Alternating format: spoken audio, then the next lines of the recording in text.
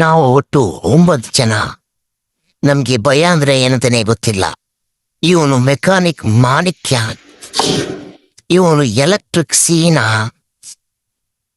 ಇವನು rope cutter rakhi, ಇವನು ಬೆಂಕಿ ಮಂಜ,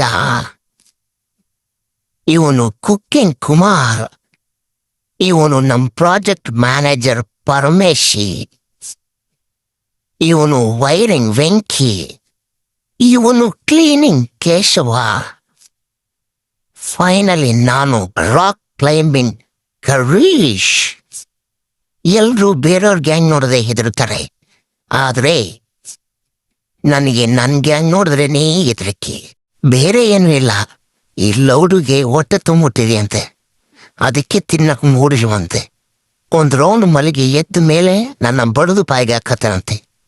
ನಿದ್ದೆ ಮಾಡೋ ಟೈಮಲ್ಲಿ ತಪ್ಪಿಸ್ಕೋಬಾರ್ದು ಅಂತ ನನ್ನೇ ಪಿಲ್ಲೋ ಮಾಡ್ಕೊಬಿಡ್ತಾನೆ ಲೌಡು.